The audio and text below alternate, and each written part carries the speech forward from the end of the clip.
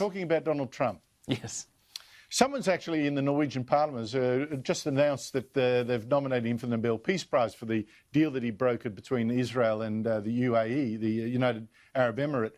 Do you know Donald Trump is the only American president since Jimmy Carter, nearly 40 years ago, who has not ordered US troops into a fresh war. Even Obama started a war in Libya. He's a real peacenik, a deserving winner of the Nobel Peace Prize. So why does the left hate his guts with all this hippie talk about the military-industrial complex?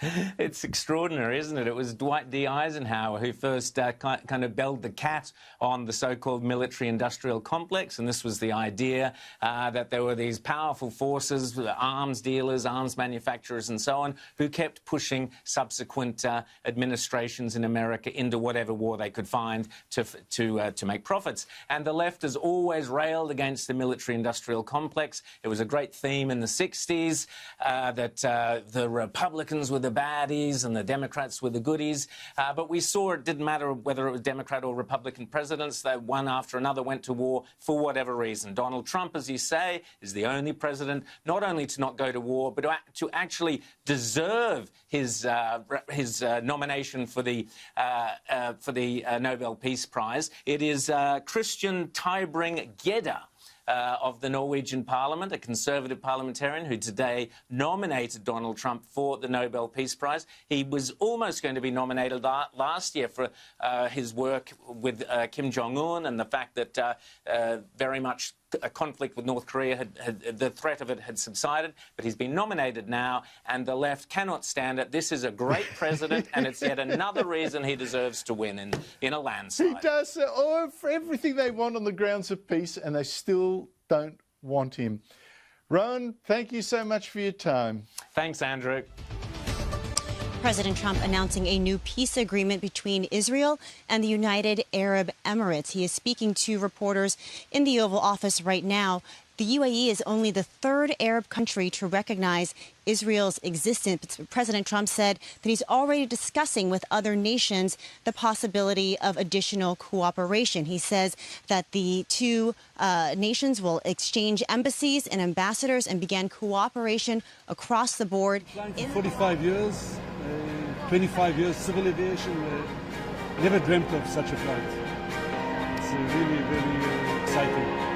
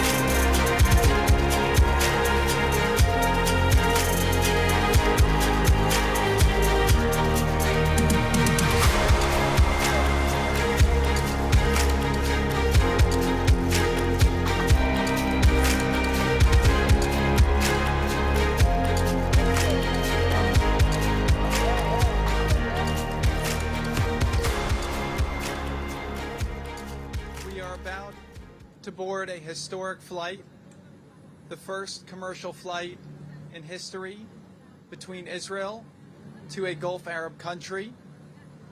While this is a historic flight, we hope that this will start an even more historic journey for the Middle East and beyond. I prayed yesterday at the wall that Muslims and Arabs from throughout the world will be watching this flight, recognizing that we are all children of God and that the future does not have to be predetermined by the past. This is a very hopeful time, and I believe that so much peace and prosperity is possible in this region and throughout the world. Thank you.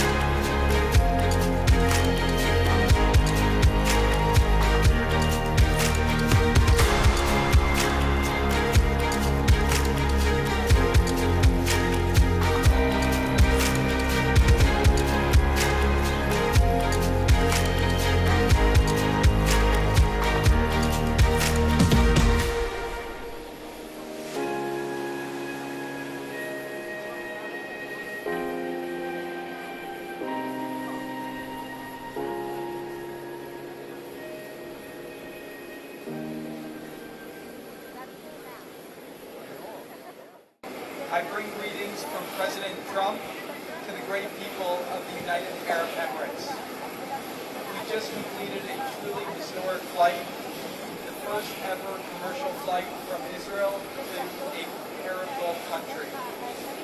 This hopefully will be the first of many. Well, it is one of the world's most honored awards. President Trump officially nominated for a 2021 Nobel Peace Prize for his efforts brokering the peace deal between Israel and the United Arab Emirates. The nomination, put forward by a member of the Norwegian Parliament. So far, 4 U.S. presidents have won the Nobel Peace Prize. Most recently, President Barack Obama did in 2009. President Trump was first nominated in 2018 following his Singapore summit with Kim Jong-un, but did not win it at that time. Maddie, your reaction? Oh boy, if you thought that people were amped up by the 2016 election about Trump, having him nominated for a Nobel Prize going into his re-elect, I think is really going to make heads spin. I think it's, an interesting position here. The fact that Trump is being nominated not just for his role in brokering peace agreements, but also for his role in keeping the United States out of foreign affairs, notably trying to get us out of the engagements in the Middle East. It's going to be an interesting proposition, particularly when he's up against Joe Biden, who, of course, has made a career out of his work in foreign affairs. Taken. This speaks to something that President Trump needs to do on the campaign trail that I've talked about during his time in office and that the Wall Street Journal kind of writes somewhat about today. They have an editorial called "A Trump Comeback?" But it says that Biden wants to make the campaign a referendum on Trump, and Biden is succeeding with Trump's help. That you need to focus on policy, not personality. The media is not going to do that for you. So you need to avoid the riffing that voters have heard for the last several years. Listen, his base is firmly in support of President Trump. But he's got to worry about suburban voters. He's got to worry about college-educated voters and women who have really left him in the last several years. So this is the exact focus that the campaign needs to stay on. Policy. Make it a choice, as the Wall Street Journal said, not between two men, but two futures. And that comes down to what? That's right. To policy. And I thought it really did a good job of pointing out the fact that the policies could not be more different. Make sure to spotlight that, what your policies are versus Biden's policies. This just broke this morning right before our show. What do you think? I think it's certainly well-deserved. Look, President Obama got a Nobel Peace Prize, and that was after he unleashed destruction and chaos through disastrous policies. President Trump has actually defeated the ISIS caliphate, liberated millions, and also worked with Israel and its neighbors to create historical peace deals. I think it's well-deserved, and I think it's a great thing that they have decided to nominate him, or this individual has nominated him. Very interesting. There's a couple of things going on in the political thing. There's another hat you're working on is getting President Trump 4 more years. One thing that has happened, the emergence of education as an issue, patriotic education, that just emerged over the last couple of weeks. And now the president, we were dealing with as a country, all the rioting, the protesting that has turned to rioting across the country. Now Joe Biden is coming out kind of tougher than he was, at least acknowledging that all the protests aren't peaceful, especially the 100+ in Portland. Listen to the president last night. He's starting to talk a little bit tougher now. Did you notice that? He sees what's going on. His polls are dropping like a rock, and he sees what's going on. Now he's starting to say, no, we need law and order. No, he didn't say that, did he? He'll never get to say that. He can't say that because then it'd lose the whole left. And let me tell you, the left is running that party. You take a look. You don't want to be dealing with the left. These people are stone cold crazy. The problem is he's got about 13 staffers that not only weren't against the riots, they were paid to bail out the rioters from jail. Kamala Harris posted something very similar. And also with Joe Biden, a lot of trouble mentioning Antifa. I don't think they have a lot of credibility to all of a sudden decide, oh, yes, we do support law and order. Where have they been the last couple of months? Oh, I remember Joe Biden's running mate was literally fundraising to bail out rioters from jail. I think it's a very hard shift. I think he's going to have a hard time convincing people. However, I think it's a good thing he's finally maybe emerging from his basement, and we'll hear more about what he would plan to do if he were president, because we haven't heard a lot from Joe Biden and his campaign on that front. I think it's very clear if we want law and order in this country versus the liberal mob, Donald Trump is the one to deliver that, not Joe Biden. The only reason he has come out, the president is exactly right, is because the polls have tightened. That's a matter of convenience, not a matter of conviction, and that is not who you want in charge of our country in a moment like this.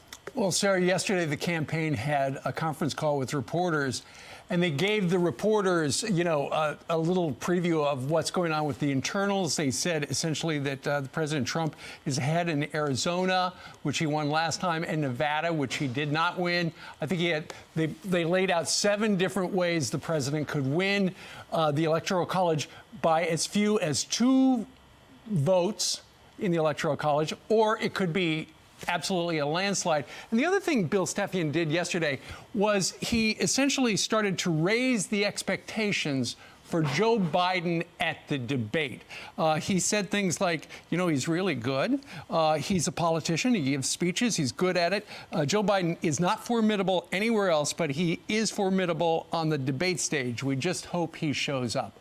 Why would the campaign raise the expectations for Joe Biden? Well, certainly we know the media will give Joe Biden a free pass, just as they have for the last several months. Every time he takes a couple of questions, the few times he's done it, they're softball questions. And so we know that the media will give him a pass. But you can't ignore the fact that Joe Biden did make it through a pretty large field of fairly qualified Democrat candidates.